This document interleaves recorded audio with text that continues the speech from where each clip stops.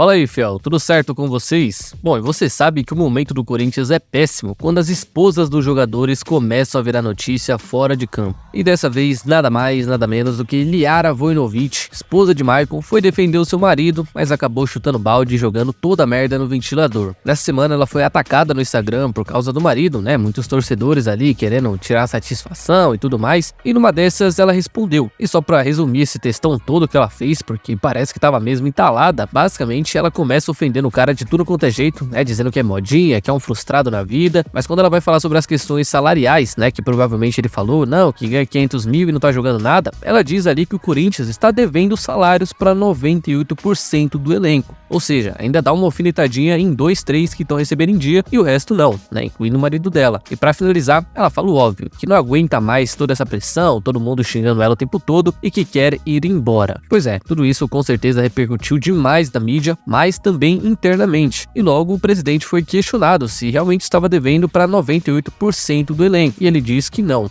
tem salário atrasado, eles inclusive pagaram aí recentemente, e aí fica a palavra de um contra o outro. Ninguém sabe quem tá certo nessa história. Agora, se vocês querem ir embora mesmo, pode ir, vai com Deus. A janela já se abriu essa semana. E outra, pode falar o que for, mas se não fosse o Corinthians na vida do Maicon, filha, a essas horas ele estaria ali tomando esporro em algum time da Série C, Série D e olhe lá. Então, mais respeito. E só pontuar aqui que, claro, eu não concordo nem um pouco com esse tipo de situação de cobrar familiar no Instagram. Mas é isso, chutou o balde e agora vai ter que lidar com as consequências, viu? Cuidado com o processo.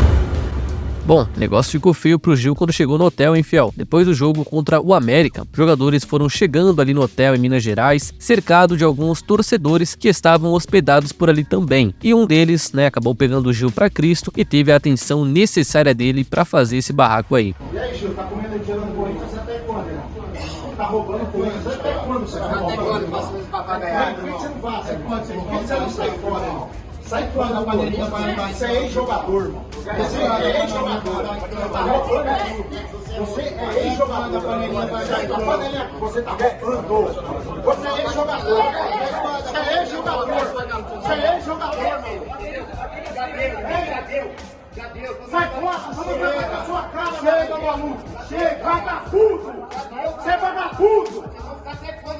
É, o Gil tá sem moral nenhuma com a Fiel, hein? E com razão, né? Vamos ser sinceros, tá jogando uma bolinha bem fraca pro zagueiro que ele é e foi cobrado da maneira que o carinha aí achou mais necessário. Só que assim, eu queria destacar só 2 pontos dessa situação toda. Uma, que ele chama o Gil de ladrão e que tá roubando o clube, sendo que ele nem sabe que é o Corinthians que tá devendo pro Gil, né? Acho que o salário que o Gil recebe hoje tem até essa dívida diluída nele, e acho não, na verdade tá diluída mesmo. E o outro ponto é a cobrança. Assim, eu entendo que ele tava, exaltado depois de uma derrota, tava querendo descontar em alguém, mas eu penso o seguinte: se o Gil te deu uma atenção, cobra ele na moral, fala sem gritar, tá ligado? Passa a visão pra ele mostrando que você está insatisfeito, ele com certeza ia ouvir e até entender. Agora, você começa a gritar, chamar de ladrão, vagabundo e não sei o que, aí você perde toda a razão. E de novo, entendo que o cara tava exaltado, mas dava pra ter cobrado na moral sim. O Gil com certeza ia ouvir tudo ali sem graça, com vergonha, e se ele crescesse, aí sim, tudo bem, começa a gritar e debate no mesmo tom. Mas cara, você vê que ele te deu atenção e começa a chamar ele de vagabundo, ladrão e não sei o que, a primeira coisa que ele vai fazer é virar as costas e ir embora. Enfim, é isso. Tem que cobrar essa rapaziada mesmo, não só o Gil, todo mundo ali tá devendo futebol, o próprio treinador então nem se fala, porque se o Corinthians cai, eles vão e nós que fica, né?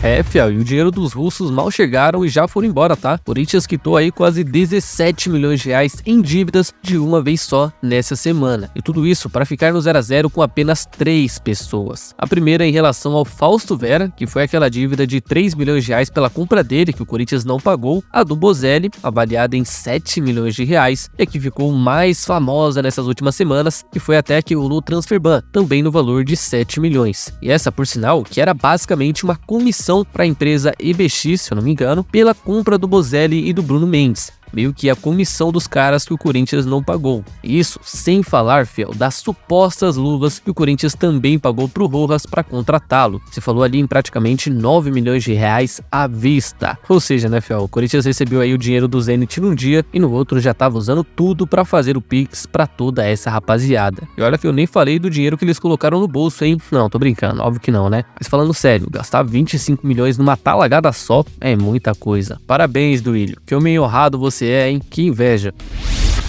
E você vê que a situação do Luxemburgo é tão ruim que os números dele chegam a ser piores do que de qualquer outro treinador que a gente teve nos últimos 10 anos. E só efeitos de comparação com o Lázaro, por exemplo, que foi o último aí, foi esculachado pela nossa torcida, ambos chegaram a 17 jogos até então. E do lado do Lázaro temos aí 8 vitórias, 5 empates e 4 derrotas, além de 25 gols pró e 15 sofridos. Enquanto com o Lucha, nosso atual mister, são 4 vitórias, 4 empates e 9 derrotas. Fora 13 gols marcados contra 19 sofridos. Um aproveitamento pífio de apenas 31%, e isso sem contar a atual situação que a gente se encontra, né? Fora da Liberta, fora do Brasileiro e na desvantagem na Copa do Brasil. E aí vocês se perguntam, né? Pô, se o Lázaro foi demitido com esses números, por que até agora o Lucha, com tudo piorado, ainda não caiu? E eu confesso, eu também não sei te explicar nem um pouco, mas acho que ele tá durando tanto tempo porque a diretoria confiava no trabalho dele, pelo histórico que ele tem até faz sentido, mas os números e a bola que esse time joga desde que ele chegou são tão ruins quanto estavam com o Lázaro. O único ponto positivo, eu diria, e isso eu já até falei algumas vezes, é como ele trabalha com os jogadores individualmente, principalmente com a base. Ele teve peito para lançar essa garotada e é ela que tem salvado esse time até então. Você vê que muitos jogadores aí que hoje são titulares, como o Moscardo, o Oliveira, o próprio Matheus Araújo, que deve jogar nesse sábado, com certeza não teriam chances nenhuma com o Lázaro, por exemplo. Mas fora isso, nada mais funciona. O coletivo é ruim, as ideias são ultrapassadas, as coletivas dele não passam nenhuma confiança, ao contrário, né, só passam ilusão, e os números então nem se falam. Então, peço perdão por falar isso, mas espero que perca pro Galo amanhã e ele caia, porque não dá mais pra continuar com o Lucha. Toda vez que a gente acha que ele vai cair, o Corinthians vai lá e ganha, ou faz uma partida mais ou menos e ele continua. Então, que a gente perca amanhã, né, que ele caia também, a gente segue nossa vida e vai em frente, porque não dá mais pra continuar com o Lucha achando que alguma hora vai melhorar. Não, não vai. O Lucha já se perdeu, os jogadores já não acreditam mais no trabalho dele e imagino que a diretoria também não, certo?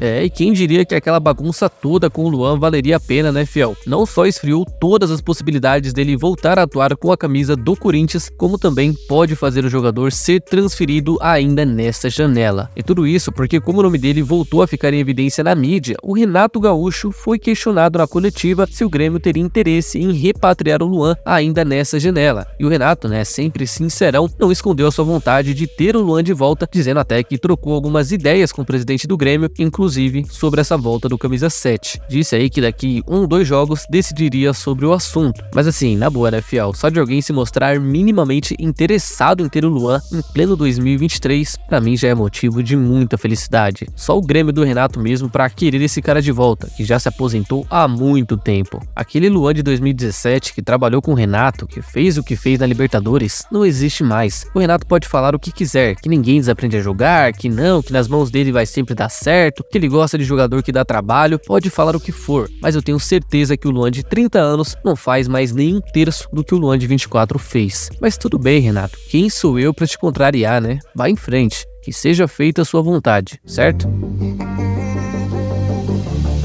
Então, fiel, é isso por hoje. E antes de vocês saírem do vídeo, não se esqueça de deixar a curtida e se inscrever no canal, que já vai estar me ajudando demais e vai contribuir para mais vídeos por aqui, certo? Espero vocês numa próxima, tamo junto e vai, Corinthians!